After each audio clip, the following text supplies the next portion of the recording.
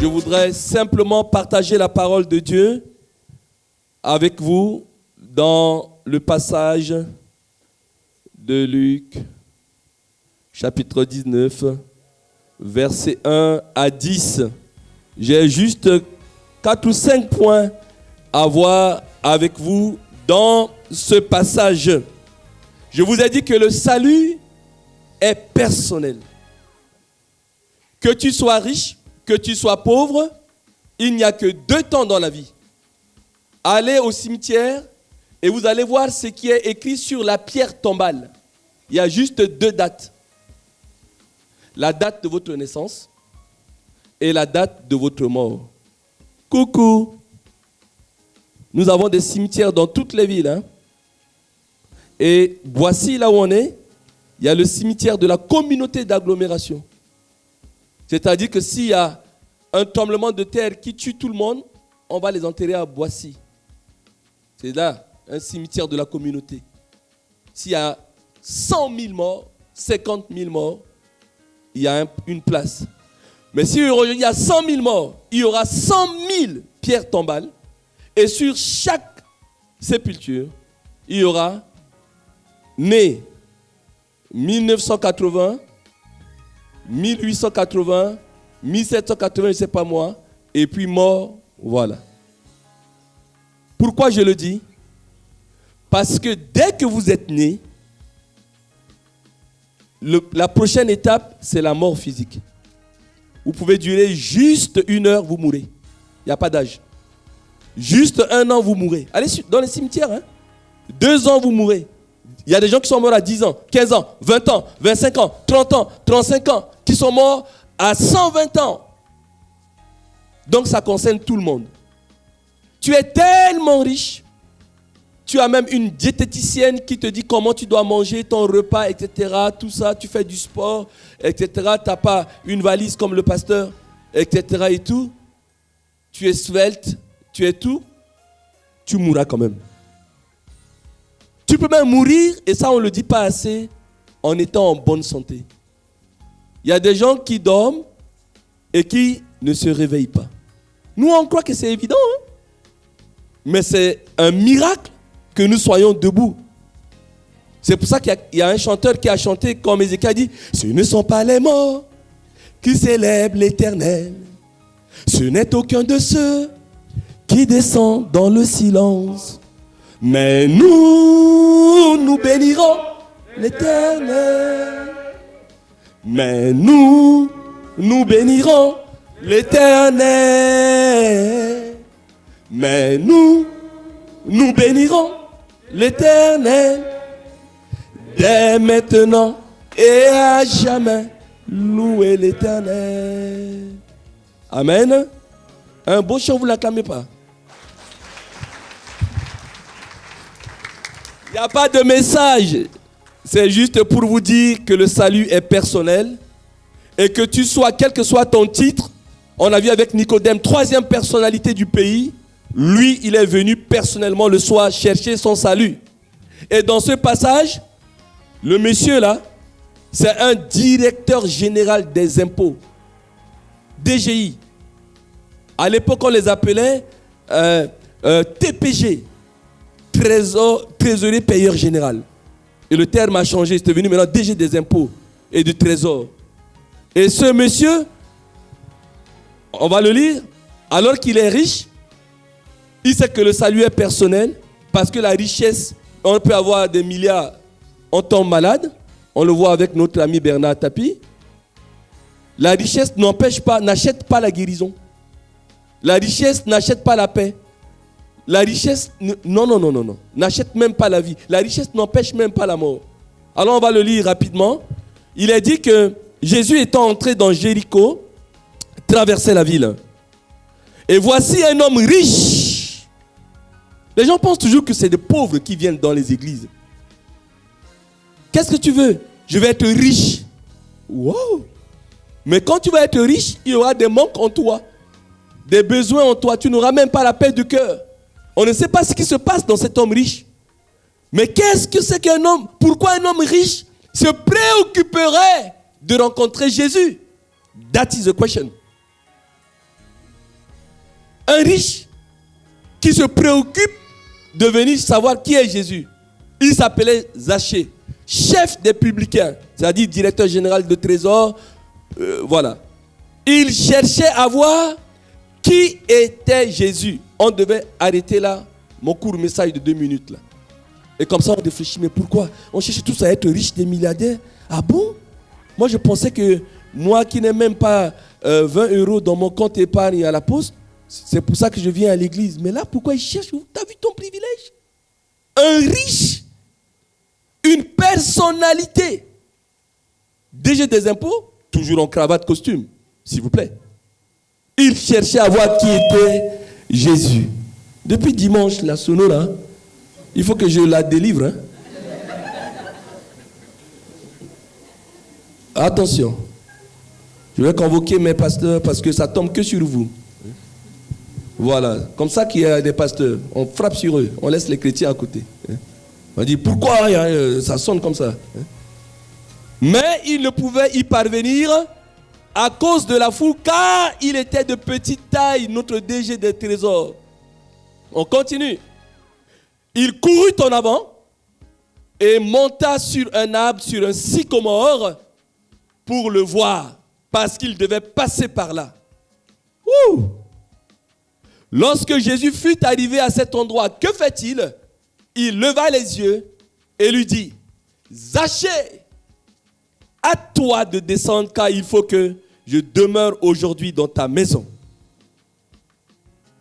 Zachée se hâta de descendre puisque c'est ce qu'il attendait et le reçut avec joie. Verset 7. Voyant cela, tous murmuraient parce qu'on n'aime pas les inspecteurs des impôts et ça ne date pas d'aujourd'hui. C'est des gens qui nous piquent les sous et tout ça. Donc, ils murmuraient en disant, il est allé loger chez un homme pécheur, un escroc. Verset 8. Mais Zachée, se tenant devant le Seigneur, lui dit, voici, Seigneur, je donne aux pauvres la moitié de mes biens. Ah bon? Et si j'ai fait tort de quelque chose à quelqu'un, je lui rends le quadruple. Verset 9. Jésus lui dit, le salut, alléluia, est entré aujourd'hui dans cette maison parce que celui-ci est aussi un fils d'Abraham. Et le verset 10, car le Fils de l'homme est venu chercher et sauver ce qui était sauvé. Il n'est pas dit, il est venu chercher quelqu'un. Hein. Il est venu chercher et sauver ce qui était perdu.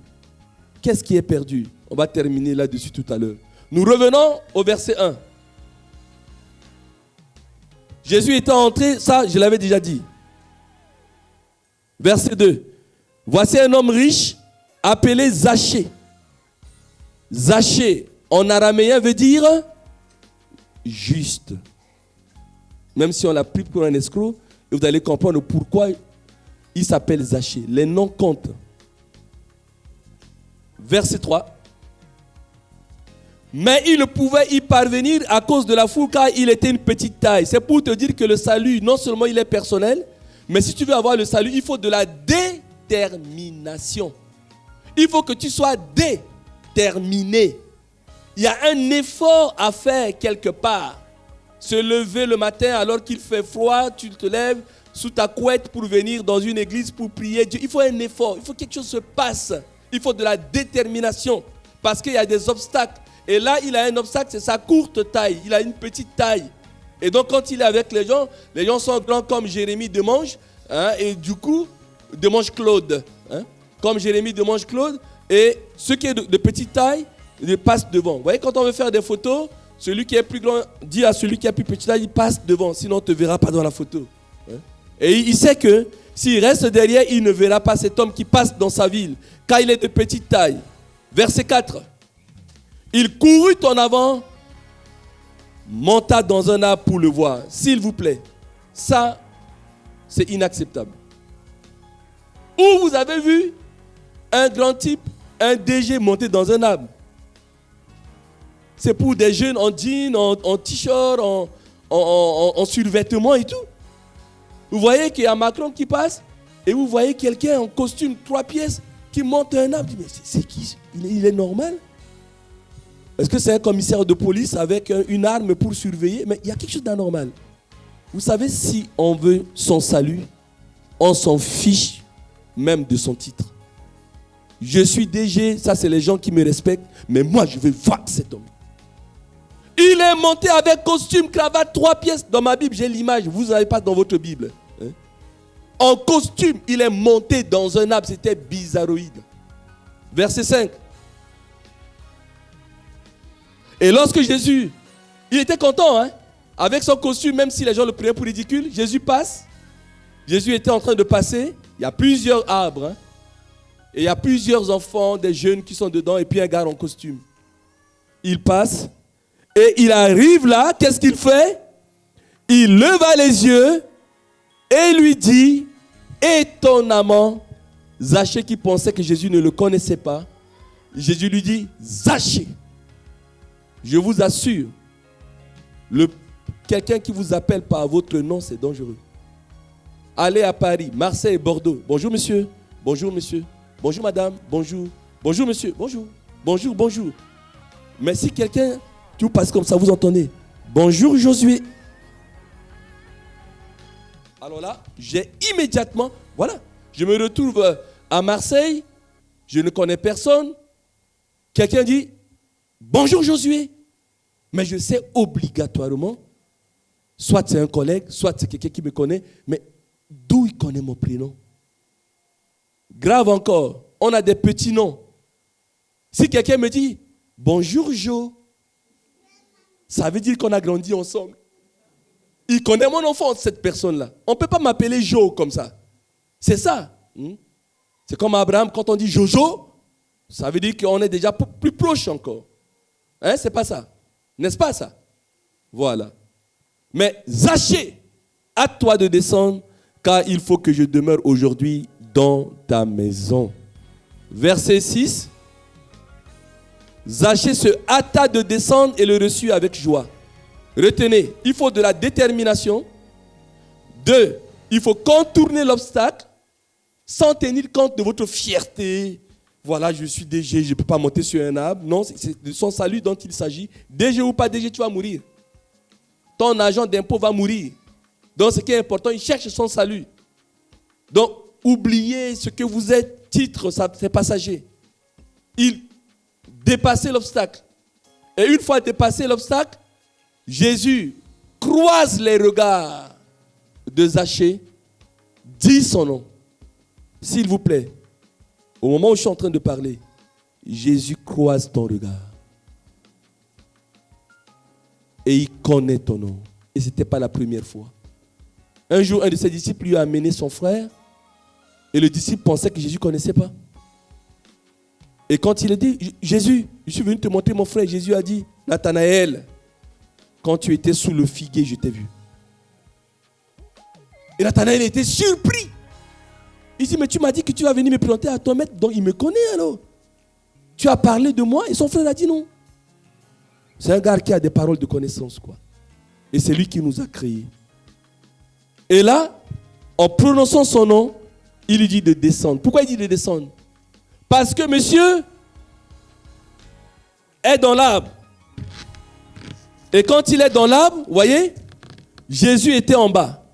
Quand on est en haut, c'est une position de supériorité. C'est une position de condescendance.